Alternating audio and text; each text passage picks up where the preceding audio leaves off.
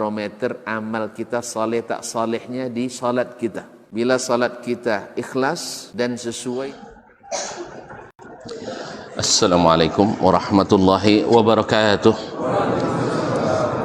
Alhamdulillahi rabbil alamin. Wassalatu wassalamu ala sayyidil awwalin wal akhirin. Nabiyina wa sayyidina Muhammadin wa ala ali baitihi tayyibin wa azwajihi tahirati ummahatil mu'minin wa ashabil qadatil ghurril mayamin wattabi'ina lahum bi ihsanin ila yaumiddin, amma ba'd. Fa'usi nafsi wa iyyakum ayyuhal muslimun wa ayyatuhal muslimat bittaqwallahi azza wa jalla فإنه قد فاز المتقون يا أيها الذين آمنوا اتقوا الله حق تقاته ولا تموتن إلا وأنتم مسلمون. Kaum muslimin dan muslimat, para bapak dan ibu-ibu, saudara dan saudari, serta adik-adik dan anak-anak jemaah maghrib dan isya di Masjid Raya Muhammadiyah Bangkinang, ataupun yang menyaksikan melalui media dimanapun berada, yang bergelar tak dipanggil gelar, yang tak bergelar tak sebut nama, alim ulama, jadi pandai, tokoh adat, tokoh masyarakat, hadirin hadirat yang dirahmati Allah Subhanahu wa ta'ala. Mudah-mudahan Allah berikan taufik kepada kita, dimudahkan untuk membahas dan dimudahkan untuk memahami dan dimudahkan untuk mengamalkan dan mengikuti. Rabbi shrah li sadri wa yassir li amri wahlul 'uqdatam min lisani yafqahu qawli. Oleh itu mari kita bersyukur pada Allah Subhanahu wa taala atas nikmat ini.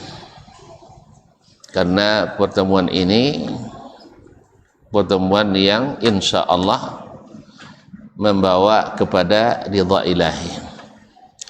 Kenapa tidak duduk di rumah Allah,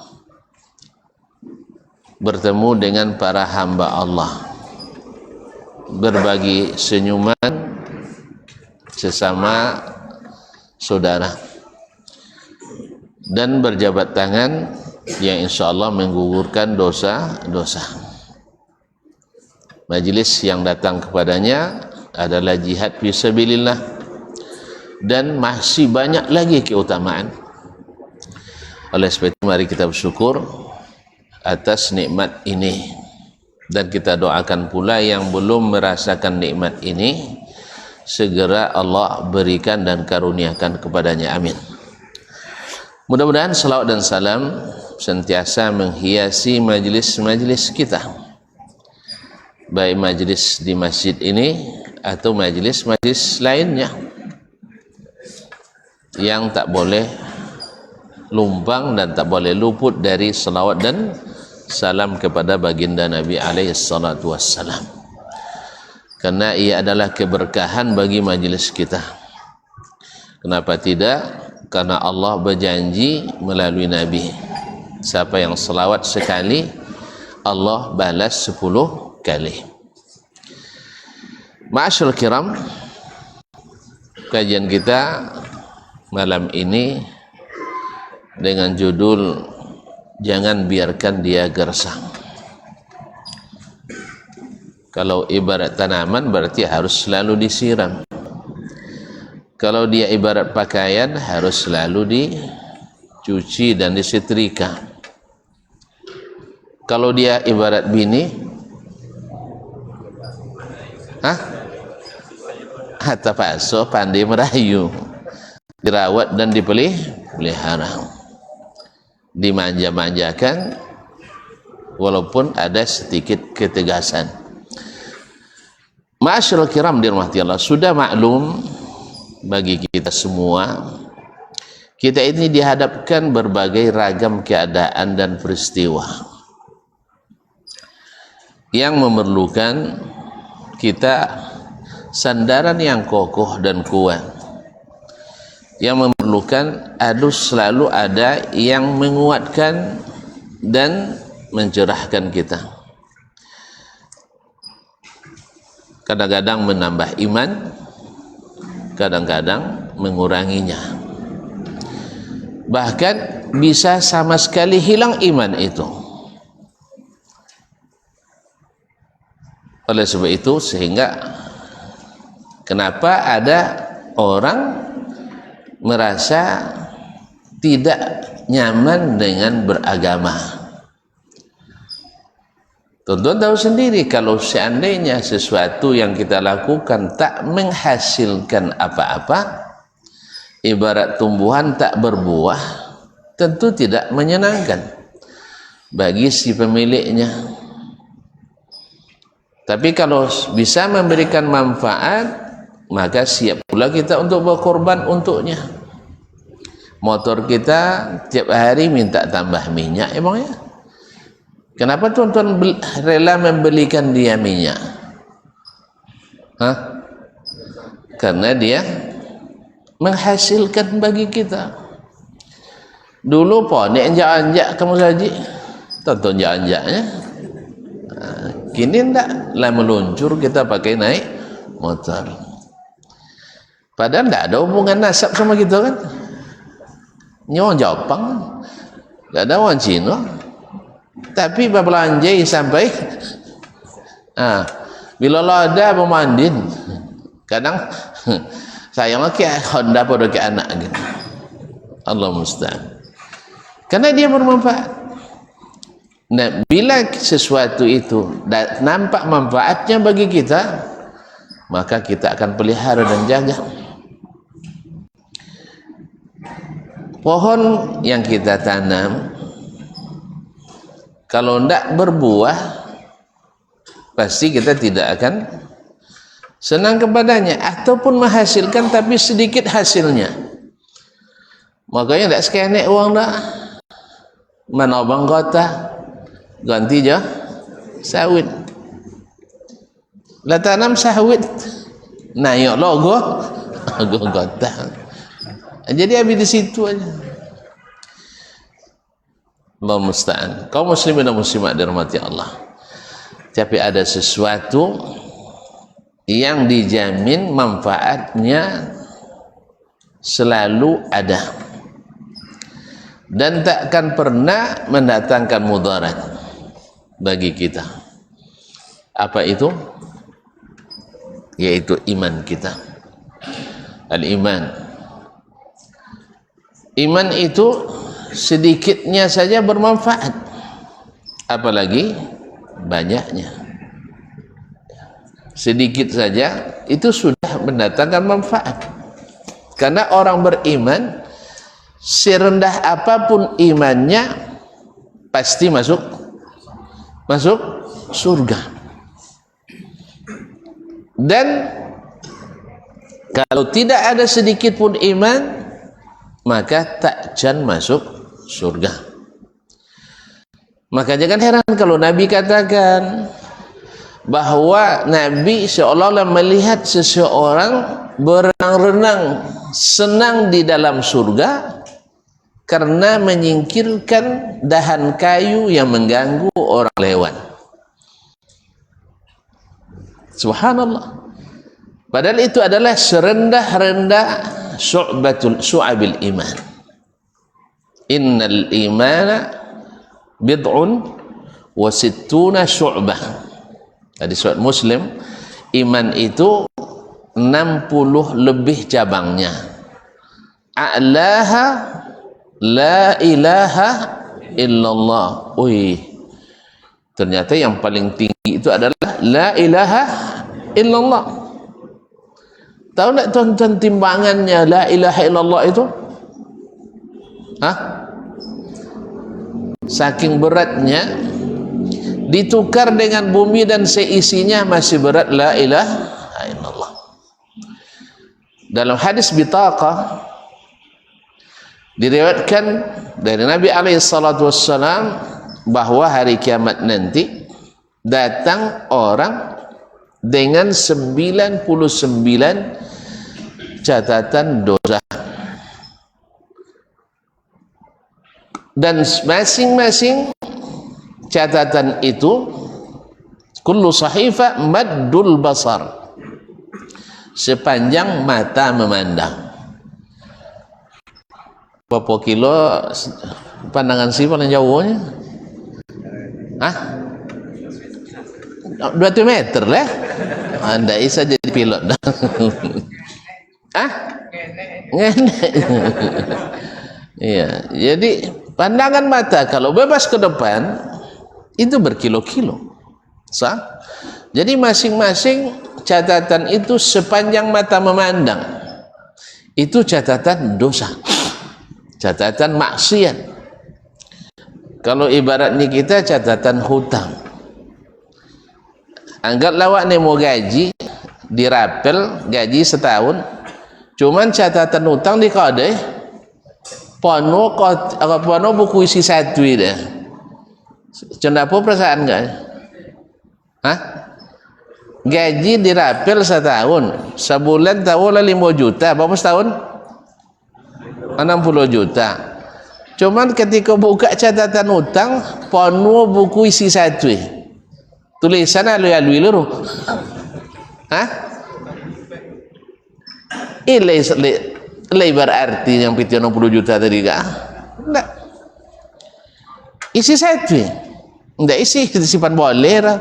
Ada isi buku simpan boleh kan? Kami dahulu ada simpan boleh mu. Kini ada lah. Enggak ada lah. Memanglah. Semakin banyak catatan semakin skena ilmu. Dulu Nabi ilmunya Al-Quran dan Sunnah. Jadilah dia a'lamul ulama, yang paling alim di antara orang berilmu. Sah? Sahih? Naam. Cik Quran, cik Sunnah, cik. Awak kini sauma buku. Sauma. Apa saumanya? Ya, kalau kami pergi ke jalan ke dosen-dosen kami sitan, adalah kadang wano tipe-tipe muatwinya. Kadang doang tipe muatwi. Mana kadang 3-3-6. Tipe-tipe muatwi lantai 3. Lantai pertama Josapau, lantai 2 buku sodo. Buku itu pustaka pribadinya. Makanya kadang ketika ada orang nyabui, iya, Buya Hamka dulu ketika belajar di Moka, cik bukunya nyinya. Lah pulang ke Indonesia banyak buku. Iya citurnya kan? Hah? Banyak buku di Siko Leborisitan. Hah? Dan tak lah nengok dan cayo citur tu citur-citur runya. Citur-citur cuma tu kadang tu corang. Nah.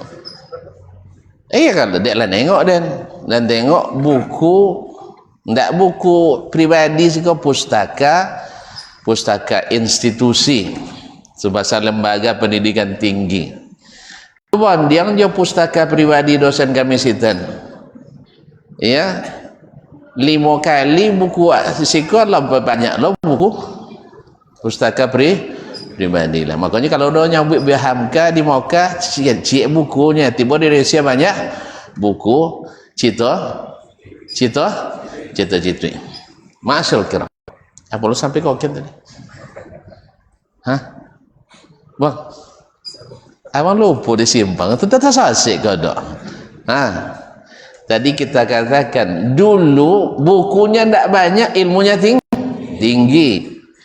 Dulu awak belajar buku isipan bolehnya, tapi cadia.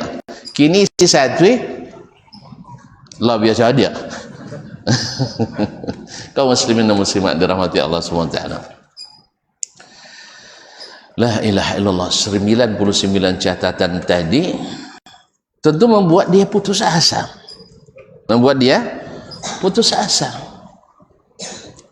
Lalu ditanyakan kepada hallaka min khairin, kamu punya tak kebaikan? walaupun ada tak terkanang tak dulu ya, walaupun ada apa guna sabu ini 99 catatan kebaikan. Ma'asyiral kiram, keburukan akhirnya la ya Rabb saya nak pun catatan. Lalu Allah katakan bala innaka la tuzlamul yawm, kamu tidak dizalimi pada hari ini. Inna laka indana la khabiyah, kamu punya simpanan di sisi kami. Fa ukhrijat bitaqah, lalu dikeluarkan sebuah kartu. Kalau tuan-tuan punya kartu kredit, kartu debit, kalah dengan kartu itu tuh. Kecuali banyak kartu kreditnya atau kartu debitnya pindah ke kartu akhirat. Makanya jangan banyak tinggal di kartu dulu. Kau tak pandai kirim ke kartu dan sana dan meminangnya. Ma'asyiral kiram dirahmati Allah. Jadi kartu bertuliskan la ilaha illallah. Karena hamba ini ya, karena melihat catatan dosa yang sebenarnya itu, apalah artinya sebuah kartu? Apalah artinya sebuah kartu? Ma'ahadhil as-suhub, dengan catatan yang sebanyak ini. Lalu kata Allah SWT, maka diletakkanlah catatan yang 99 tadi di sebelah timbangan dan diletakkan di sebelahnya kartu la ilaha illallah. Farajahat bihinna la ilaha illallah. Ternyata la ilaha illallah lebih berat. Ma'asyiral kiram dirahmati Allah SWT. Ini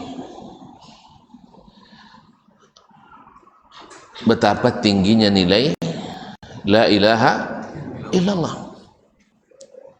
Jadi tauhidnya bersih, tidak dicampuri sedikit pun dengan debu-debu syirik. Tauhidnya aman, tidak lecet oleh syubhat. Makanya kaum muslimin dan muslimat, itulah sebabnya kenapa para ulama menyatakan syubhat itu lebih berbahaya dari maksiat.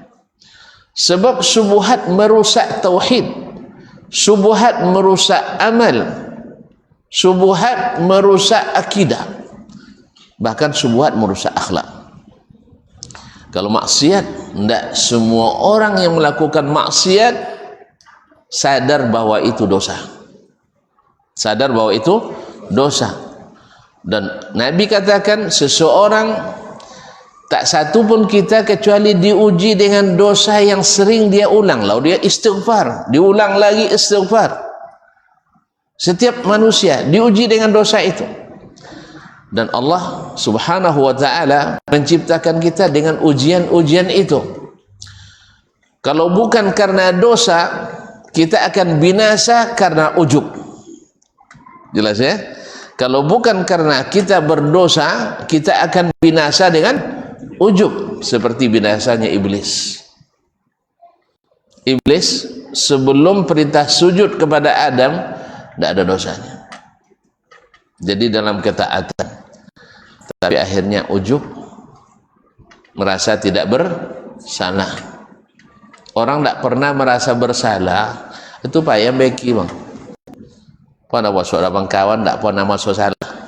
Nya salah tahu ya. Nya salah tahu tapi tak pernah masuk bersalah. Asal ada sesuatu yang salah, orang lain disalahkannya. Inyo buat salah, orang lain kena salah. Bisa dibeki? Hah? Tak pernah masuk?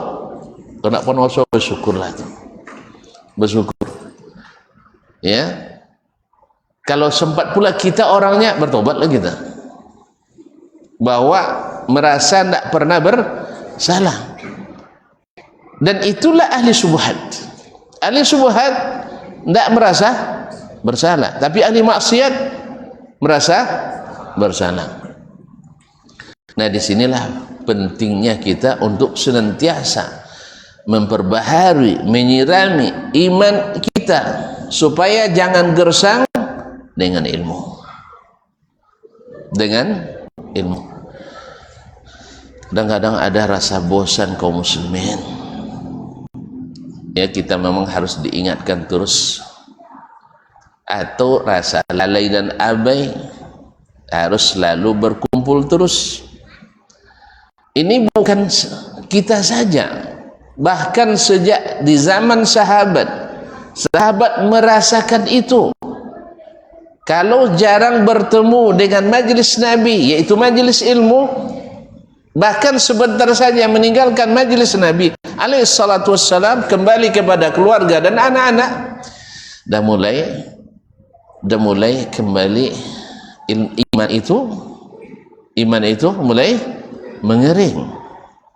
Seperti kisah Hanzalah ibn Usaid al-Usaidi, dia katakan di depan para sahabat, dia umumkan, nafaqa Hanzalah sudah munafik. Kata Siddiqul Ummah, ahli ibadah utama umat ini. Tuan-tuan tahu siapa? Ahli ibadah utama umat ini setelah Nabi siapa? Abu Bakar Siddiq, yang setiap ujian lulus bilang terus, tanpa persiapan, tanpa diumumkan, tanpa dikondisikan, lulus terus. Sahih? Abu Bakar Siddiq. Tidak ada pengumuman besok ujian ya, pertanyaannya tolong disiapkan. Tidak. Awaklah semua persiapan, tidak juga. Tidak lulus. Tidak. Abu Bakar tidak. Suatu hari Nabi SAW katakan, man ada minkum ulama marid. Siapa yang ziarah mengunjungi orang sakit hari ini? Jawabannya ana. Subhanallah. Kemudian ketika tanya lagi, man tasaddaqa al-yawma bi sadaqah? Siapa yang sedekah hari ini? Ana. Man minkum tabi'al janazah? Kata Abu Bakar, ana. Man minkum kadza ana. Subhanallah. Abu Bakar Siddiq radhiyallahu anhu. Lalu dia bertanya kepada Hanzalah, ma al-khatbu ya Hanzalah, apa musibah yang terjadi denganmu sampai kau katakan engkau jadi orang munafik? Lalu dia ceritakan, innana idza kunna ma'an nabiy sallallahu alaihi wasallam fa ka'annal jannata baina aydina ru'yal ain. Tatkala kita berada di depan Nabi alaihi salatu wassalam, kita seolah-olah melihat surga di depan mata. Tuan-tuan, kalau nampak Surogo di depan mata, umah sagodong-godang sonca-onca, jalan salawe-lawe semulus-mulus, taman sebanyak-banyak sonca-onca, sungai, awun terbaut dari jarak 1 tahun perjalanan, 70 tahun perjalanan. Pintunya kan tuh kadang pintu Surogonya, Nabi nama Israel, kata Nabi SAW, antara daun ambang pintu dan ke ambangnya jarak dari Makkah ke Hajar, atau Hajar ke Baitul Maqdis, atau Baitul Maqdis ke Makkah. Kalau dihitung dengan map Google hari ini, jaraknya hanya lebih kurang 1.200 kilo. Itu baru satu pintu. Itu perlu jauh-jauh nak masuk. Jadi maka tidak perlu kita ribut-ribut nak masuk surga itu kaum muslimin. Tinggal ikuti langkah Nabi alaihi salatu wassalam. Maka yang bikin keributan untuk masuk surga, ini dikhawatirkan susah masuk. Siapa yang bikin keributan? Ketika mengambil jalan selain jalan Nabi, ketika merasa lebih hebat dan menambah amalan di atas amalan Nabi sallallahu alaihi wasallam, mengarang-arang sesuatu dalam agama, dan karangan itu bukan ilmu. Jadi jangan heran orang ngaji tapi gersang imannya, orang ngaji tapi tidak subur imannya. Kalau dia tawarkan kepadanya yang pasti-pasti dan asli, dia berpaling. Tapi ketika ditawarkan kepadanya yang tidak asli, yang dikarang oleh orang lain, dia menjadikannya sebagai amalan utama. Ada yang seperti itu? Ada yang seperti itu? Banyak. Contoh kecil, acunu ndak pernah kamu saji, ndak salat gak agak tapi sarajin-rajin lah wirid Yasin. Sarajin-rajin wirid Yasin dianggap luar biasa memasyarakat. Sahih? Iya? Iya ndak? Iya luar biasa tuh, sosial tinggi memasyarakat. Tapi Ustaz Edi itu ndak pernah nampak hadirnya. Itu ndak tuh ganjil aliran lain tuh. Tidak memasyarakat. Walaupun setiap waktu solat ada di masjid, setiap kajian hadir, tapi ndak ikut wirid Yasin atau kenduri arwah. Kadang-kadang diancam loh leh. Kena ya? Awas kalau mati, mati ndak berkubunnya. Hah? Enggak, kalau kelambus bukan panahnya kena ancamnya. Kemati sudah kubunnya. Awas soalnya. Dan jawab, awas so kalau ndak kubun dan cai malah main. Kan jadi arwah gentayangan kan? Dalam keyakinan orang. Subhanallah. Orang tak salat tapi dianggap memasyarakat karena menghadirkan amalan-amalan yang dibuat-buat. Sah? Ini tanda gersangnya iman. Ditawarkan amalan yang pasti, bahwasanya datang ke rumah Allah, langkah naik menaikkan derajat, langkah turun menghapus dosa, pulang bersih dari dosa. Doa antara azan dan iqamah dikabulkan. Duduk menunggu orang salat dihitung pahala salat. Bahkan sebelum duduk dalam masjid, tidak boleh sebelum salat 2 rakaat, dan selalu dalam keadaan bersuci. Bersuci saja menggugurkan dosa. Bertemu saudara muslim salaman menggugurkan dosa. Asal jangan salam sama ibu-ibu muslimah. Itu menambah dosa. Itu beda. Jelas? Sebaik-baik saf perempuan paling belakang, sebaik-baik saf wanita paling depan. Hah? Saya bilang apa bang? Sebaik-baik saf perempuan paling belakang, sebaik-baik saf wanita paling depan. Di mana salah? Nyapunya deh? Wanita. Astagfirullahaladzim. Ulang lihat. Sebaik-baik saf laki-laki paling depan, sebaik-baik saf perempuan paling belakang. Tapi tidak sedikit kita dari umat ini karena kegersangan iman bukan tak pernah mendengar hadis ini, sering mendengar hadis ini, tapi masuk masjid pilih yang paling belakang. Sahih? Tanda gersangnya iman. Buahnya tidak bagus. Sebaliknya yang perempuan kalau dapat nyaman menguasai mihrab gitu. Iya. Anak pernah masuk di acara resmi kan, nampak di depan orang gak diancak. Dia kan tanpa imam. Tak ada imam lama kan. Imam situ yang resmi. Ji, berganti imam ji. Apa itunya? Itu nah imamnya kan? Enggak. MC-nya.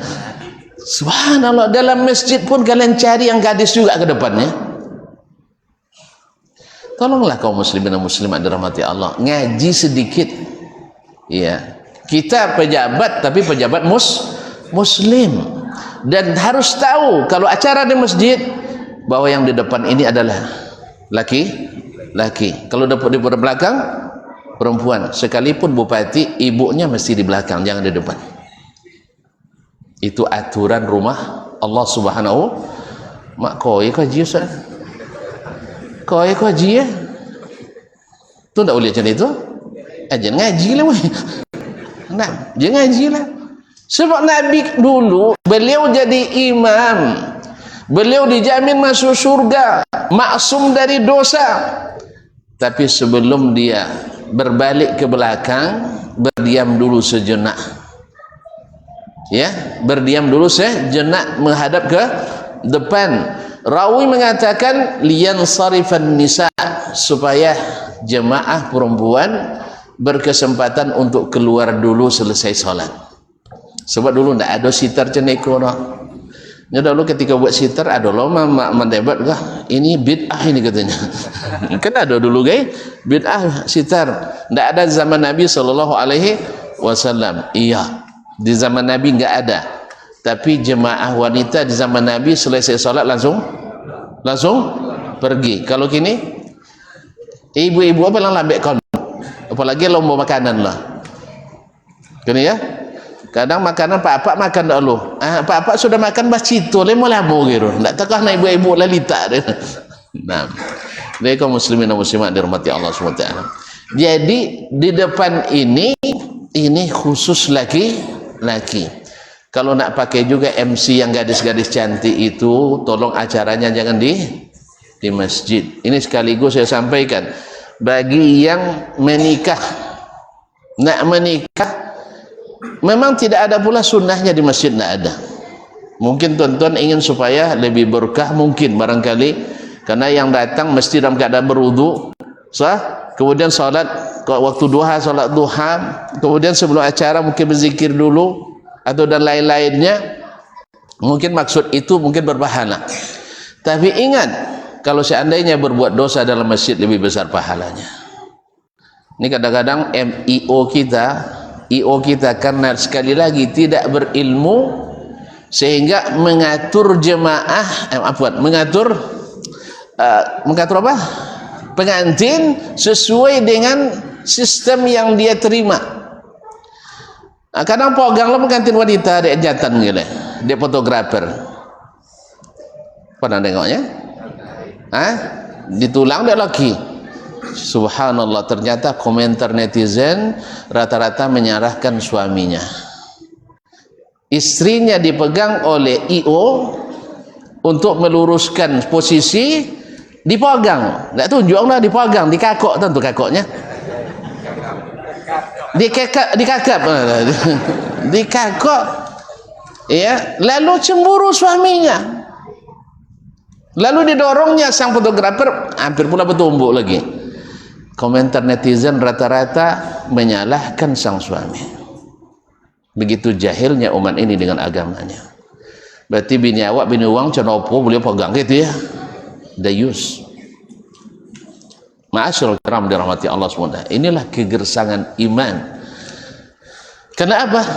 Karena jarang dipupuk, jarang disiram dengan ilmu. Makanya kaum muslimin dan muslimat dirahmati Allah SWT, kita ini harus selalu bersemangat menghidupkan majlis ilmu. Hujan-hujan kita datang, damam-damam, damam-damam, damam-damam datang. Kaum muslimin dan muslimat dirahmati Allah SWT. Atau mengikuti dari jarak jauh, tapi tentu beda antara jarak dekat dengan jarak jauh. Bukankah sahabat dulu radhiyallahu anhum dah dengar hadis dari sahabat, tapi dia tidak puas, harus langsung mendengar dari Nabi SAW. Atau dia mendengar dari Nabi SAW, tapi tidak ada lagi orang yang pernah mendengarkan itu dari Nabi kecuali sahabat yang sana tinggal di Mesir. Dia pergi ke sana, perjalanan 2 bulan, naik kuda. Setelah mendengarkan hadis, istirahat dulu Ruji, minum air sungai Nil kan? Enggak, saya datang bukan untuk istirahat, saya datang untuk mendapatkan hadis. Hilang penatnya. Subhanallah, kaum muslimin dan muslimat dirahmati Allah. Jadi semangat mereka dalam menuntut ilmu, dan ini tak boleh hilang dari kita. Sebab semakin kurang ilmu, semakin meranggas, semakin gersang iman kita, dan iman semakin gersang semakin tidak menghasilkan buah. Makanya Hanzalah tadi kata Abu Bakar, mal khatbu ya Hanzalah, apa masalahnya sampai kau katakan Hanzalah jadi munafik? Orang yang takut kena kemunafikan biasanya bersih dari kemunafikan. Orang yang aman dan merasa tidak munafik, dikhawatirkan dia kena penyakit kemunafikan. Ma'asyul kiram ya rahmatullah. Karena itulah orang-orang besar. Maka Abu Bakar mengatakan, mal khatbu ya Hanzalah? Ada apa ya Hanzalah? Lalu dia katakan, idza kunna ma'an nabi sallallahu alaihi wasallam fa ka'annal jannata baina aydina ru'yal ain. Ketika berada depan Nabi, seolah-olah surga di depan mata. Kalau lah nampak dapat, tidak nak masuk? Tidak cinan masuk? Kalau masuk cinan kalau? Hah? Tidak ada orang yang masuk nak keluar lagi dari situ. Kalau masuk neraka, nampak api di dalam, mau masuk? Serius? Nak cuba-cuba ilmu lagi? Tidak ada. Orang akan lari daripadanya. Begitulah mereka ketika mendengar dari Nabi SAW, mendengar ilmu dari Nabi SAW, karena mereka tahu ilmu Nabi itu ilmu yang benar secara mutlak.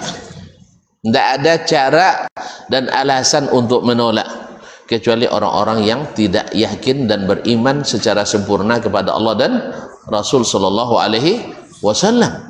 Mereka menerima semua yang dikatakan, masuk tak masuk akal, sesuai tak sesuai dengan keadaan, mereka siap menerimanya. Apa sebab? Karena mutlak kebenarannya, tidak perlu dibahas dan didalami lagi. Sebab Nabi SAW, wa ma yantiqu anil hawa in huwa illa wahyun yuha. Lalu kata Abu Bakar, kata dia, wa idza ataina atau idza raja'na ila buyutina, apabila kita sudah sampai ke rumah masing-masing, afasnal aulada wal ahl, mulai kita bersenda gurau, bermain-main atau bekerja dengan keluarga dan anak kita.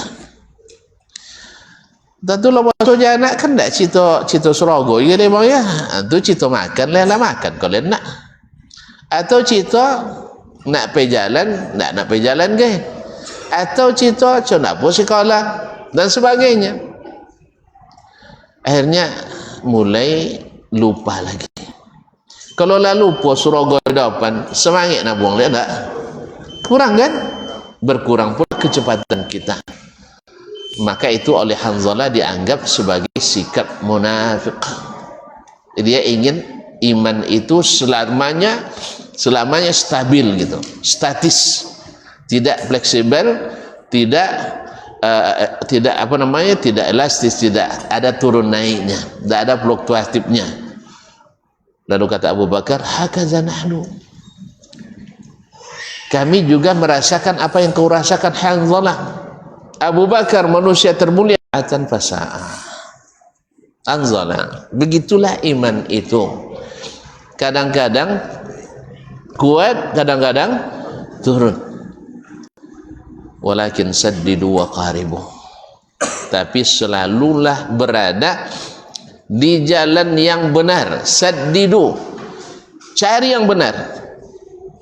Gimana cari yang benar? Tanyakan kepada yang maha benar atau kepada yang selalu benar. Siapa yang maha benar? Allah. Cari dalam Al-Quran. Siapa yang selalu benar? Rasulullah sallallahu alaihi wasallam. Cari apa yang dia suruh, apa yang dia kerjakan, apa yang dia anjurkan, dan tinggalkan apa yang dia larang. Dan secara aplikasi kan mudah sekali. Ini nak buktikan ini sunnah atau tidak sunnah, disuruh tak disuruh, lihat dalam Al-Quran. Al-Quran multi tafsir, mengandung banyak tafsir. Cari tafsirnya di hadis Nabi. Hadis terbagi 3, perkataan, perbuatan, dan persetujuan. Lihat di perkataan Nabi, ada tidak amalan itu disuruhnya dengan ucapannya? Ternyata tidak ada. Lihat di perbuatannya, ada enggak dilakukannya? Juga tidak ada. Berarti tidak masuk sunnah fi'liyah dan tidak kepada sunnah qauliyah.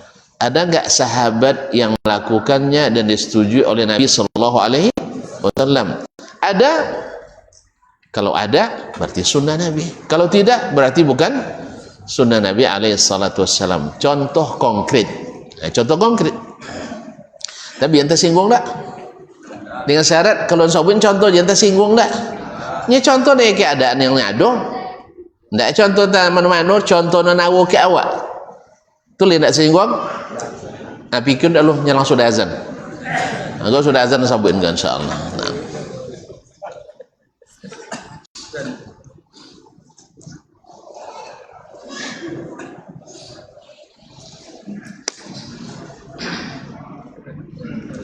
Allahu Akbar, Allahu Akbar. Allahu Akbar. Allahu Akbar.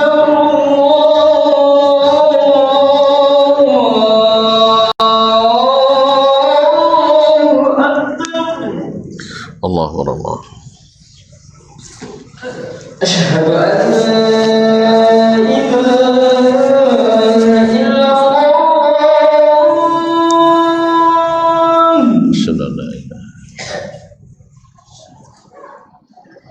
أشهد أن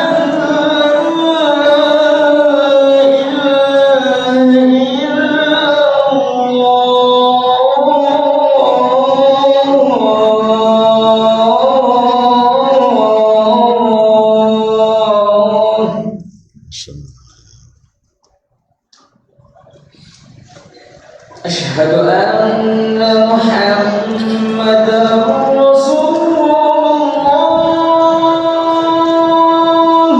أشهد أن أشهد أن محمدا رسول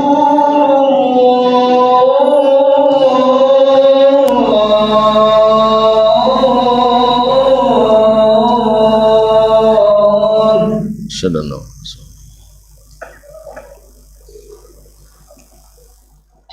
حي على الصلاة.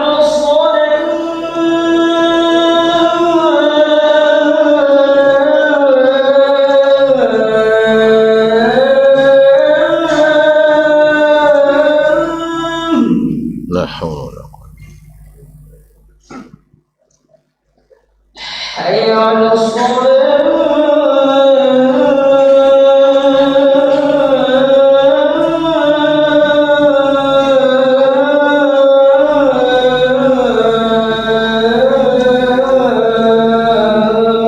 لا حول ولا قوة. حي على الفلاح.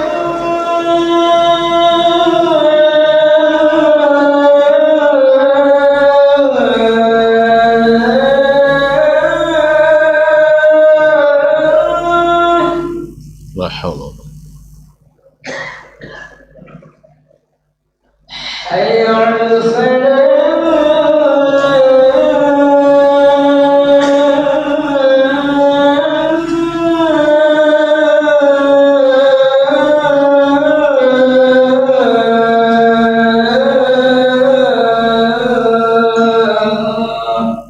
لا حول ولا قوة. الله أكبر.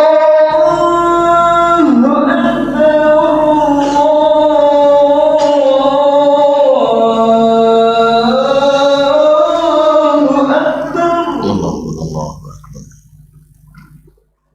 لا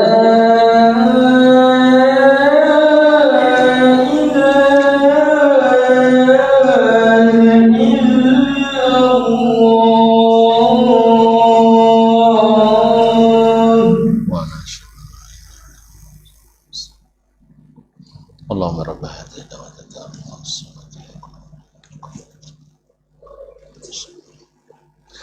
Baik Bapak dan Ibu kaum muslimin dan muslimat yang rahmatullah, lah pikir tadi?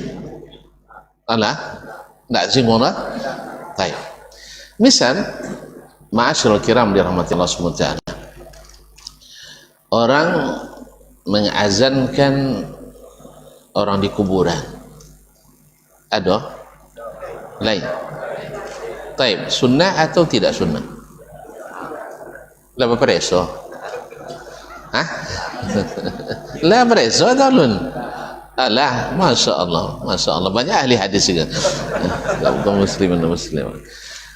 Banyak ahli hadis yang mengatakan itu disunahkan sah. Banyak pakar hadis yang memfatwakan itu disunahkan.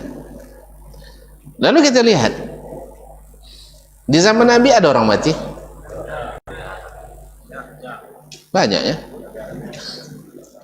banyak itu seketik. Taib. Nabi pernah tidak ikut menguburkan?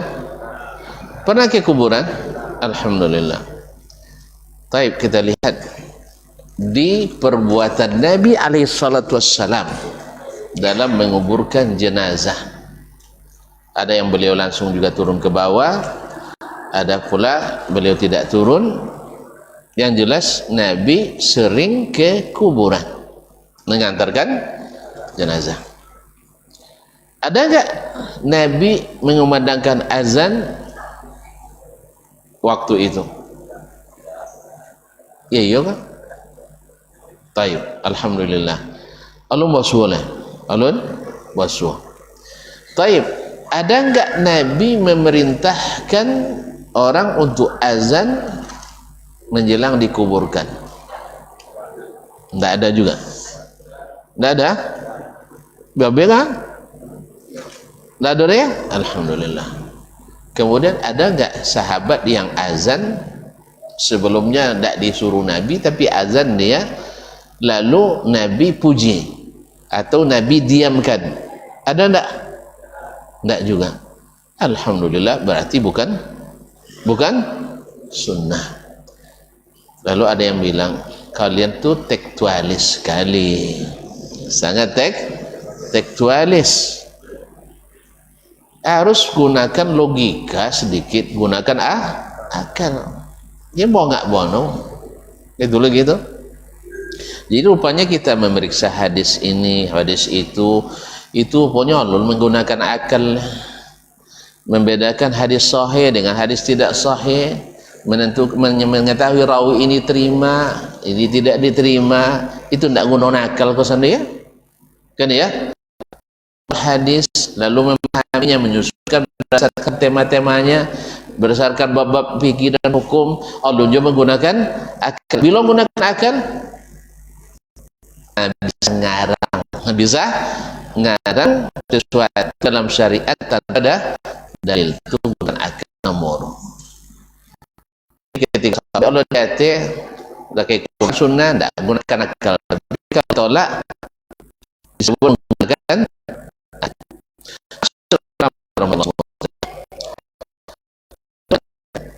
bukankah seorang bayi ketika dilahirkan sahih?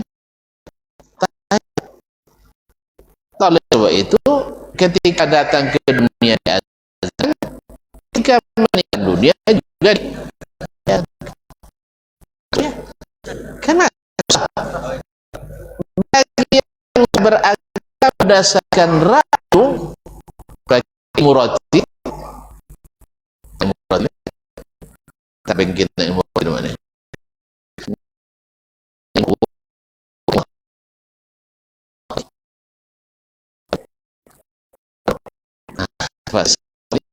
Berkata bin Sabu Aziz, seorang ulama mazhab Syafi'i juga, dia katakan man arada ilmal khubzi fa'alaihi birra'yi wa man arada ilmal qabri fa'alaihi bil athari.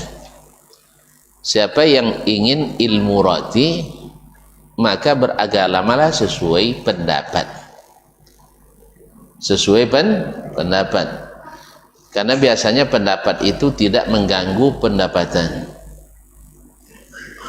Iya, pendapat biasanya bisa menyesuaikan dengan pendapatan. Amo buya membaca masalah itu situnya. Beko kalau lah baca itu wanti kajian dulu ya, dan bisa juta lainnya. Dah, hanya ngaji berdasarkan pendapat. Yang sunnah jadi bid'ah, yang bid'ah jadi sunnah. Hanya bergelar juta rupiah. Kalau di MZ kan sedai sejuta umat, kalau ikut dai sejuta rupiah. Auzubillah. Jadi kaum muslimin maknanya. Jadi kalau nak mencari penghidupan sesuai pendapat logika itu bisa menyesuaikan di mana kita menyesuaikan keadaan. Kalau keadaan masyarakat yang ini sesuai dengan keinginan masyarakat, bisa dicarikan dalil itu. Ya, bisa dicari dalilnya dalam pengalaman dulunya. Ya, terutama pondok lo paden buirnya. Bisa dicari dalil. Pahamnya enggak? Dikait-kaitnya kayaknya umurnya. Pakai umpan-umpan apa aja, umpan peloncek bisa aja. Nah, jadi kaum muslimin dan muslimat dirahmati Allah Subhanahu wa taala.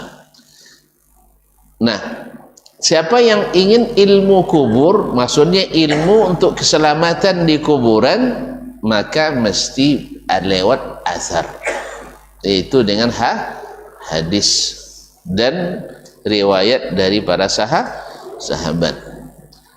Kenapa sahabat? Karena sahabat ilmunya ilmu Nabi alaihissalatu wassalam. Sebagaimana Nabi cukup dengan Al-Quran dan Sunnah, sahabat juga cukup dengan Al-Quran dan Sunnah. Nah sekarang dikatakannya sebagaimana dulu orang lahir diazankan, maka dia dikubur mesti azan pula.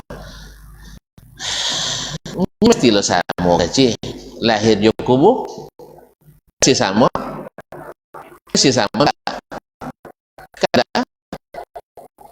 buatlah marhaban sudah nyuang marhaban ketika lahir marhaban makanya itu lahirlah papan bunga, ucapan selamat berduka cita, ada itu curung.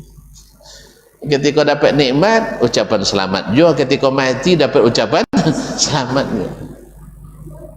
Jadi banyak pemubaziran jadinya akibat dari itu.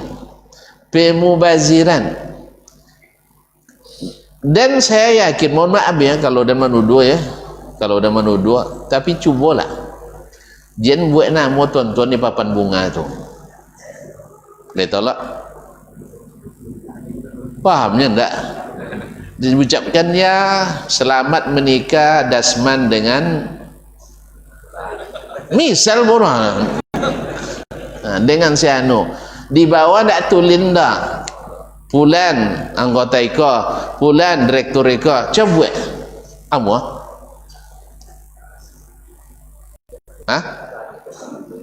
ndak nampak ada leusatnya kalau nak lain nampak ada uang du apa nomor ria nomor kan ya. Kalau ria wa mambueh bahalo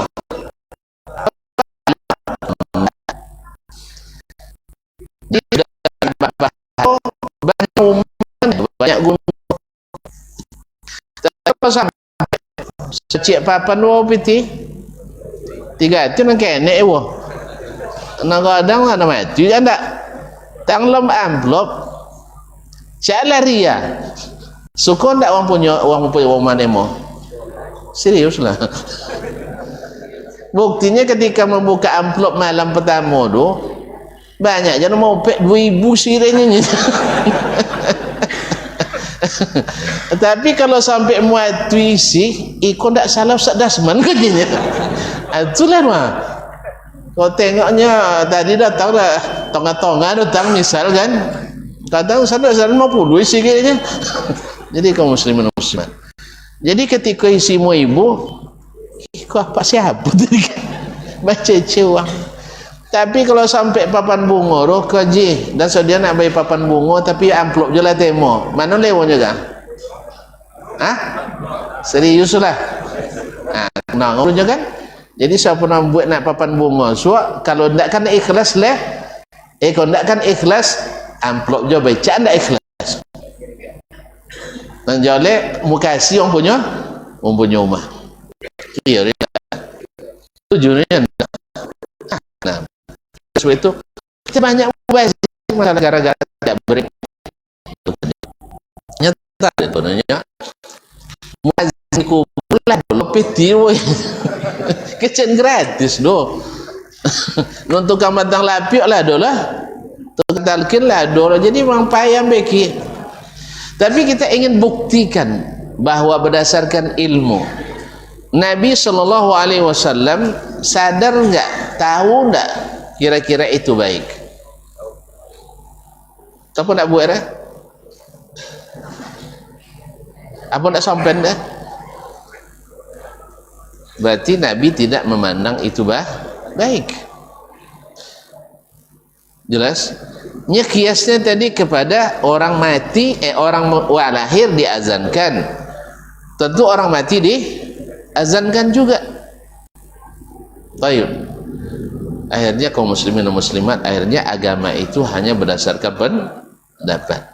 Berarti tidak ada tuh sahabat yang paham itu. Semuanya sahabat tu tidak pandai, tak pejak dah. Kalau pandai lah sahabat dia, sahabat tu tidak berfikir wano nya kan. Ayat dia. Janganlah nak ikut non tidak berfikir wano. Tapi leslah selamat. Di sinilah pentingnya kekuatan ilmu itu kaum muslimin dan muslimat dirahmati Allah SWT. Sebab kalau kita tidak mau duduk dengan majlis ilmu, tidak mau bersusah payah, tidak mau untuk berpenat-penat untuk mencari ilmu, maka seperti kata Imam Syafi'i rahimahullah, siap-siaplah menelan pil pahit kebodohan, kejahilan sepanjang masa. Akhirnya apa yang dibuat orang itu pula yang kita kerjakan, sehingga tidak punya melakukan.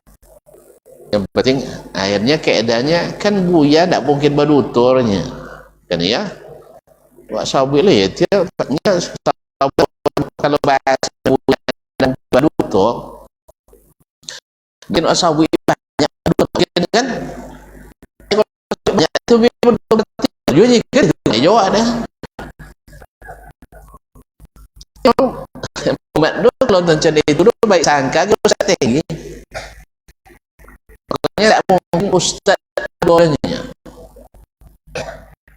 itu jawab patah lidahnya boleh, tak mungkin nak sobek apa tahu dapat banyak tu ustaz berduturnya kan, tetapi boleh yang kawat ustaz tak masuk juga nya. Jadi bahasa-bahasa ini tak bisa dijawab. Tapi apakah kenyataannya ada yang berdusta di antara para ustaz? Ada, dan tidak sedikit, baik dengan niat baik maupun dengan niat buruk. Yang berniat baik berdusta atas nama Nabi, mengarang-ngarang hadis, itu banyak. Seperti Maisarah bin Abdi Rabbih mengarang hadis tentang fadilat setiap surat Al-Quran. Dikarang deh hadis tentang itu. Niatnya apa? Baik, supaya orang rajin baca Quran. Tapi berdosa tu apa halo? Dosa kenek, dosa gadang. Pandutur enggak? Kazab. Bahkan di antara ulama hadis, di antara perawi hadis ada yang hafiz, tentu hafiznya. Kalau baru dikatakan hafiz, hafalannya di atas 100.000 hadis. Tidak satu hadis dah. Tapi ratusan hadis baru dikatakan hafiz, tapi kazab. Pendus ada. Tapi kita jawab berdosa ada.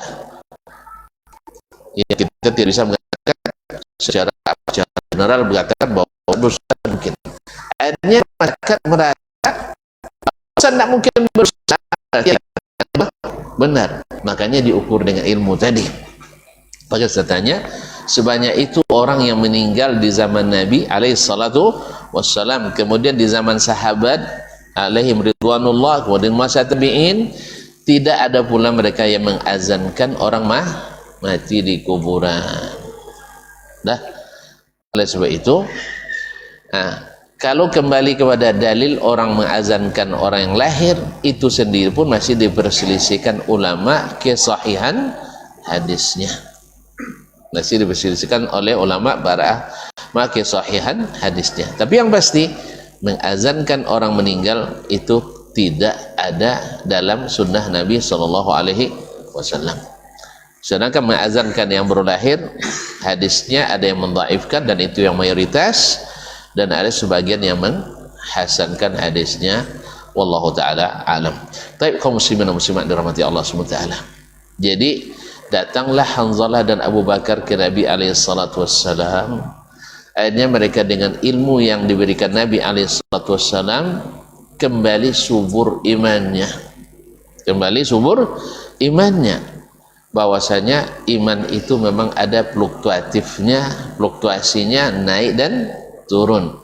Ketika naik, seperti kata para ulama, ketika naik maka suruh dia bikin yang sunat-sunat di samping yang wajib. Tetapi ketika dia sedang turun, jangan sampai meninggalkan yang wajib. Sebab kalau sudah meninggalkan yang wajib, itu tidak turun lagi namanya, hilang imannya. Hilang imannya. Solat tidak, tapi wiridan yasin rajin. Nah, ini terbalik. Harusnya solat yang pertama. Kenapa orang itu rajin untuk mengikuti acara-acara? Rajin karena tidak pernah menikmati majelis. Kita sekarang merasakan setelah yang mengatakan ilmu sunnah Nabi SAW. Kami dulu di pondok ada masjid, jemaahnya sholat maghrib saja. Dan mereka orang-orang yang tidak sholat berjamaah, sholat maghrib, berbunyikan itu. Cik Mugai, sholat jemaahnya isya tak leh, subuh apa lagi? Walaupun capek jagoan, tapi sholat masing-masing. Karena memang tidak ada masjid. Itulah kesalahan kita dulu, bangun gedung dulu, masjid tidak. Padahal Nabi mengajarkan sebelum bangun gedung harus masjid dulu. Jadi tuan-tuan kalau bikin pondok, bikin masjid dulu baru asramanya, baru gedungnya. Karena masjid bisa digunakan untuk fungsi belajar. Tapi kalau rumah, kamar-kamar tidak bisa difungsikan jadi masjid. Dan itu pula yang dilakukan oleh para developer di Arab Saudi yang saya tengok, atau di negara Teluk. Karena mereka paham sunnah Nabi SAW, developer aja paham, apalagi ustadznya. Kalau ke awak ustadz kan anaknya paham kira masalah ini. Makanya di sana itu sebelum bangun perumahan, mereka masjidnya sudah megah, sudah berdiri.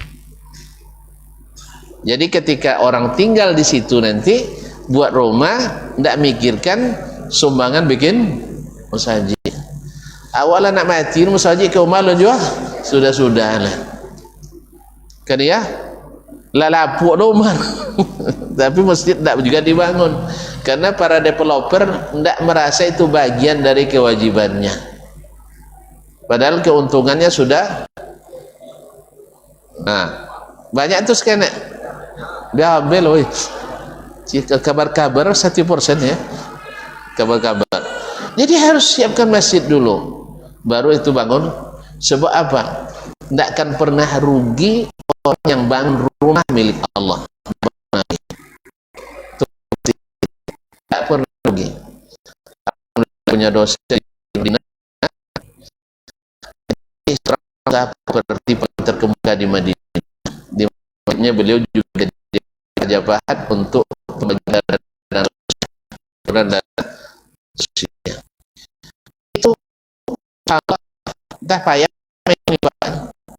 cuma memang di Madinah mobil indennya lah pakai dah.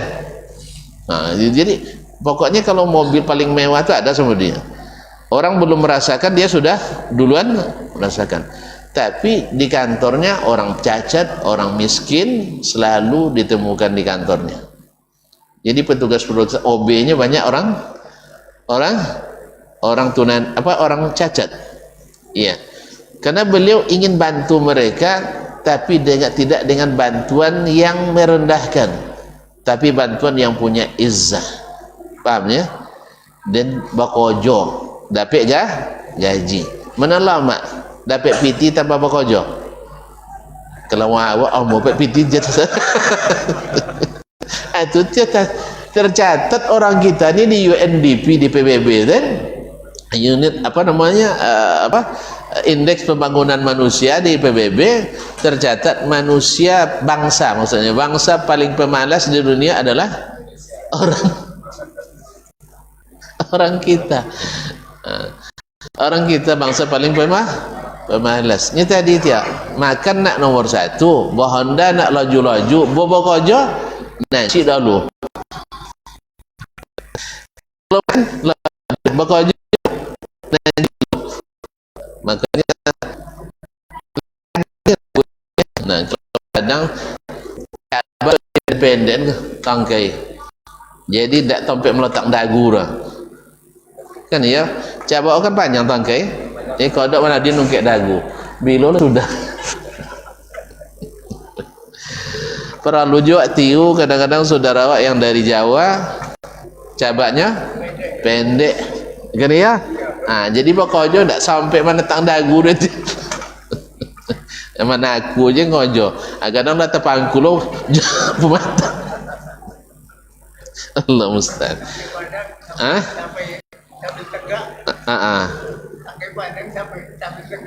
Itulah masya Allah tabarakallah. Jadi kaum muslimin muslimat, akhirnya Hanzalah merasa nyaman bahawa yang patut kau lakukan adalah selalu di jalan yang benar atau mendekatinya.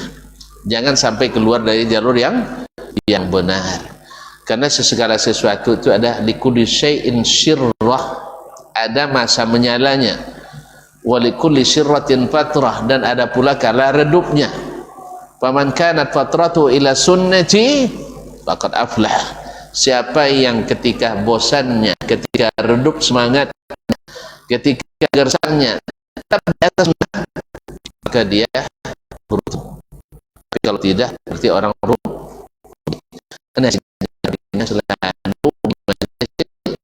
Para sahabat banyak masalah datang ke Nabi, selesai. Kita ada masalah datang ke majlis ilmu, insyaAllah selesai.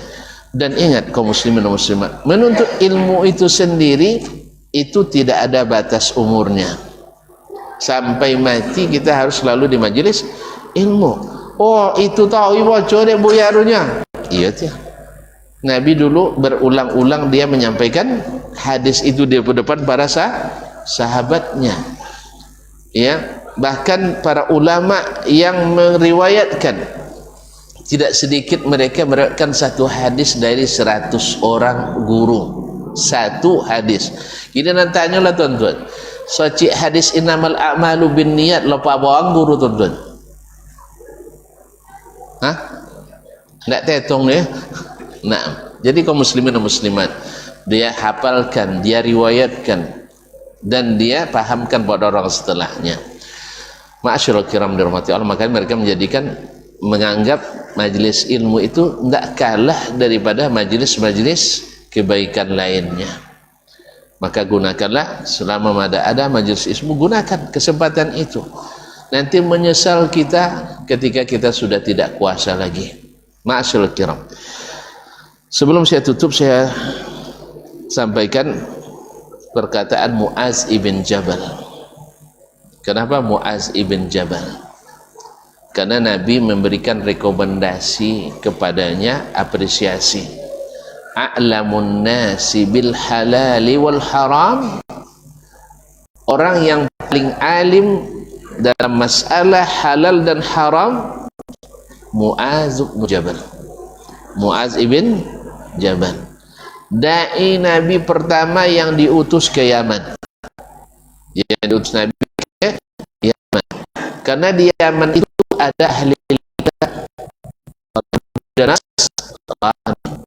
maka diperlukan, karena mereka orang berilmu tentang agama samawi, maka diutuslah Muaz ibn Jabal, bukan jamaah tapi ahli ilmu.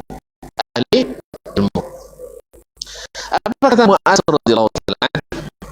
Ta'allamul ilma, belajarlah kalian selalu ilmu. Kenapa ya sahabat Nabi radhiyallahu anhu? Fa inna ta'allumahu lillahi taala khasyah, karena mempelajarinya karena Allah itu melahirkan rasa takut. Rasa takut, gimana tidak, mengenalkan kita kepada Allah.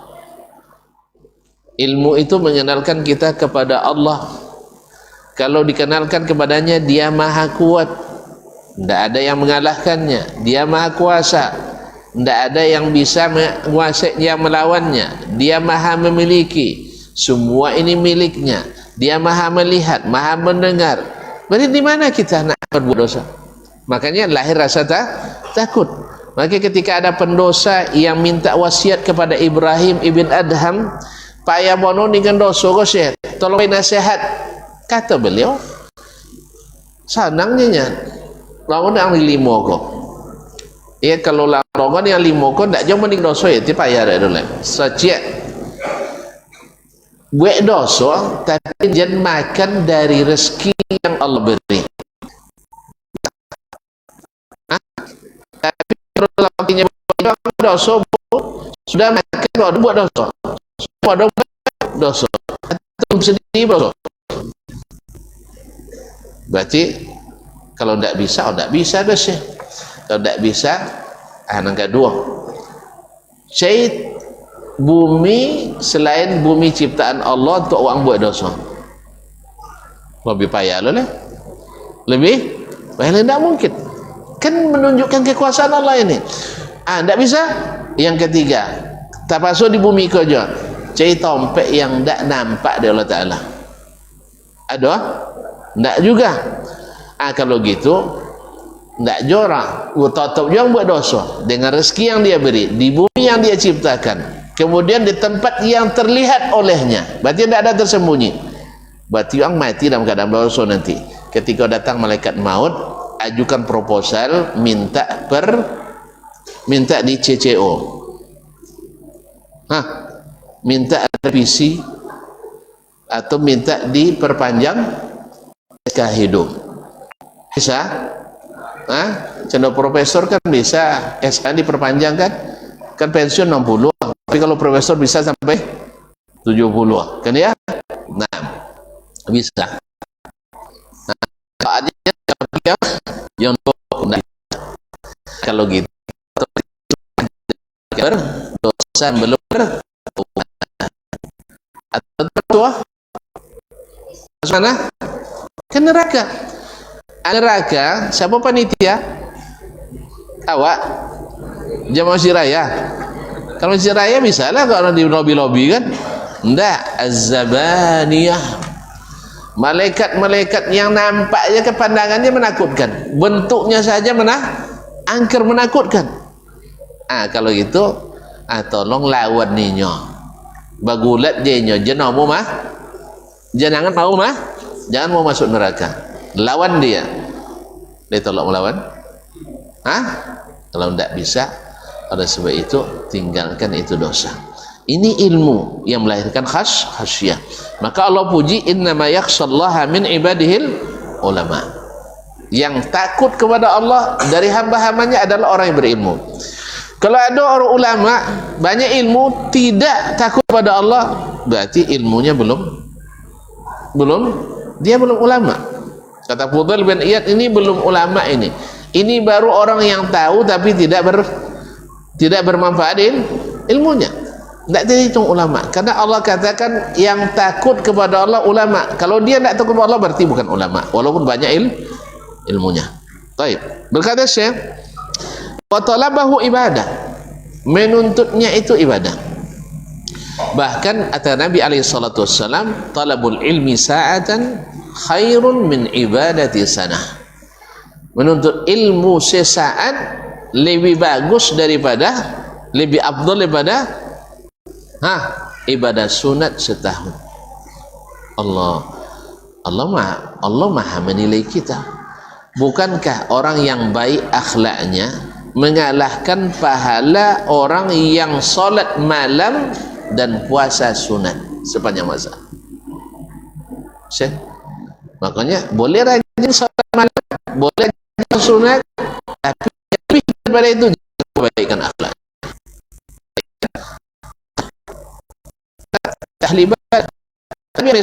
SAW kita seorang wanita, Masya Allah, solatnya, sunatnya, sedekahnya, lisannya kita tanya. Kata Nabi, hinnar. Maka balikat wa inna ar-rajula la yadruku bi husni khuluqihi dadarat as-sa'imil qa'im. Sesungguhnya orang dengan akhlaknya yang baik mendapatkan derajat orang yang puasa salat malam dan puasa sunat di siang hari. Barangkali kisah bapak yang kata Nabi akan masuk dari pintu ini laki-laki penduduk surga, 3 kali berturut-turut dia juga yang datang. Setelah diteliti, bukan karena salat malamnya yang panjang, bukan karena puasa siangnya yang sering, tapi adalah di saat menjelang tidur tak sedikit pun menyimpan dendam pada kaum muslimin, tidak ada hasadnya, bersih hatinya.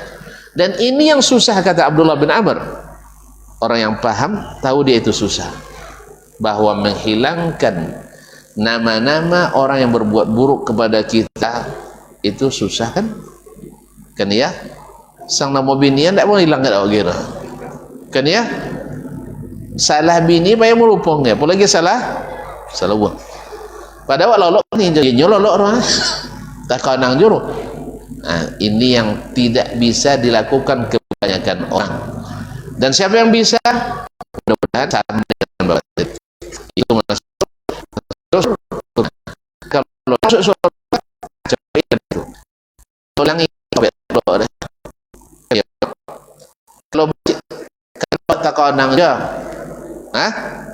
tak kanang je pokok senyum sinis sebulan tak kanang lah, hutang bulan tak kanang juga, inyo cita-cita menyakitkan tak kanang je, hasadnya tak kanang juga, ikut kanang tak kanang sodo. Kau lu daftar sodo amo tololok dah nak tolok. Kalau tak mau tololok sakit orang, badan sakit, hati sakit. So lagi tak mau makan selewo banyak nugi makan tak mau lolok tak lewo, hati sakit, makan hati bolam jantung. Jadi oleh sebab itu lebih baik itu dihilangkan kaum muslimin. Maka menuntut ilmu itu adalah ibadah.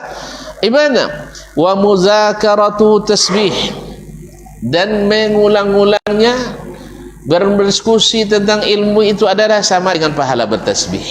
Tadi dikatakan menuntut ilmu itu lebih baik daripada ibadah sunat setahun. Itu bandingannya. Kemudian wal bahthu anhu jihad, mencarinya termasuk jihad fisabilillah. Man kharaja fi talabil ilmi wa huwa fi sabilillah. Siapa yang pergi keluar menuntut ilmu, maka dia fi sabilillah. Nah, kalau ada yang bertanya, penuntut ilmu boleh diberi zakat Ustaz?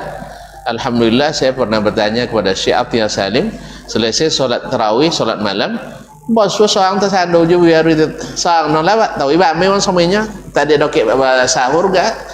Pas sudah seorang, awak sosok-sosok wahyu lah, sosok-sosok buang wahyu, nengoknya seorang.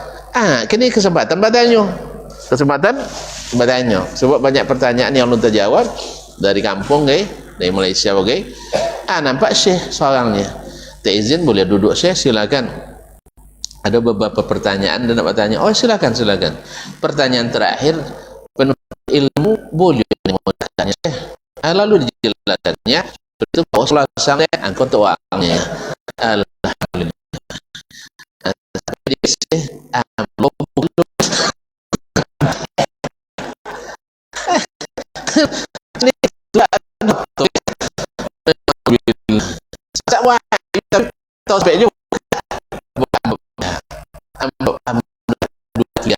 Ada juga boleh kan ya Syekh. Jadi ilmu dapat atau dapat, makanya fisabilillah langsung dibuktikannya. Kita orang rupanya sila sodiong dah sodiong, makanya ikut termasuk yang patut diikuti pula ya, patut diikuti. Jadi kalau dokek-dokek nak bayar zakat, tetangnya lah di situ mana tentu bertanya sudah sepansuk ya. Kau bertanya tuan-tuan, Ustaz uang berhutang boleh nyanyi kan? Itu dah jauh kan, jalan sudah itu dia termasuk nya kita Ustaz ni misal kan. Jadi kaum muslimin atau untuk anak-anak kemana kita pergi adalah bagian untuk mereka-mereka itu. Dan itu yang kami lihat dari guru-guru kami, walaupun mereka tidak mengatakan buat cendekan enggak, tapi kita contoh apa yang mereka lihat. Di antara guru kami juga mengapresiasi siapa kalian nak menikah ada nilai A-nya. Tapi alhamdulillah sodo nak menikah tu rajin sodo. Cadik-cadik pula tu aja dapatnya. Yang ketika orang dapat nilai A tu semangat dia kan, semangat belajar. Apa yang apanya terlambat sebenarnya boleh, tapi ambil beliau boleh mah sekali menjelang keluar. Tidak ada pula kami yang terlambat karena segan sama beliau. Masya Allah banyak. Jadi kita contoh dari guru itu, walaupun beliau tidak ajarkan uang cendiko sok jadi dosen enggak, tapi dia tunjukkan ini cara-cara kebaikan yang dia lakukan. Kadang-kadang buku enggak kita punya aslinya, dikopikannya dan tidak dipungut bayaran. Itu lontong kalau oleh dosen bapiti.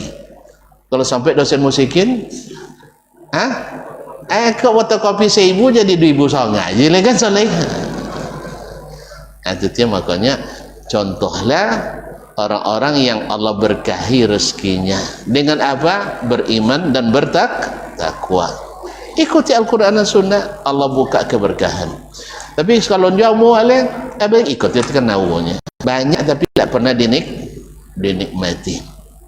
Kan ya? Awak nak berkabun sakeneknya lah kono togang puluh. Kan ya? Uang tanumayano je rumah tapi nak kenek banyak kabun tak kono toh togang. Dia apa tadi? Nyawa masih tebang pilih mengamalkan Al-Quran dan Sunnah Nabi sallallahu alaihi wasallam. Satu contoh dalam hadis Nabi sallallahu alaihi wasallam. Tak amuak melakukan Nabi akibatnya sallallahu alaihi wasallam. Baik, kecenderungan pondek tentunya lo sudah lah. 6. Mencarinya jihad wa ta'limuhu liman la ya'lam sadaqah, dan mengajarkan kepada orang yang tidak berilmu adalah sedekah. Wa bazlu li ahli qurbah, dan bahkan memberitahukannya kepada orang berilmu sendiri itu termasuk taqarrub kepada Allah SWT. Berarti berbagi ilmu itu adalah termasuk kebaikan yang luar biasa. Cukuplah kata Nabi SAW, la yahdiyallahu bika rajulan wahidan khairun laka min humurin na'am. Dan masih banyak. Mudah-mudahan Allah SWT jadikan kita orang yang senantiasa menjaga supaya iman kita tidak gersang, selalu disiram dengan ilmu yang kita terima dari guru-guru kita. Wallahu ta'ala alam wa sallallahu ala nabiyyina Muhammadin wasallam. Mudah-mudahan bermanfaat. Semoga Allah menjaga kita. Wabillahi taufiq wal hidayah. Wallahu ta'ala alam wa sallallahu ala nabiyyina Muhammadin wasallam. Wassalamualaikum warahmatullahi wabarakatuh.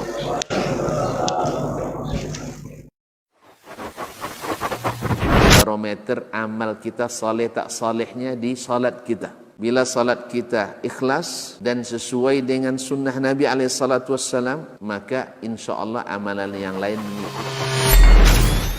Ini aktivitas ini membantu saya di akhirat atau akan menyulitkan saya di akhirat?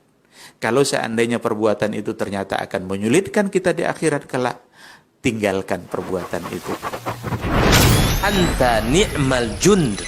Kamu adalah sebaik-baik prajurit. Coba lihat. Kamu adalah sebaik-baik prajurit. Maka tujuannya adalah menghancurkan kehidupan rumah tangga.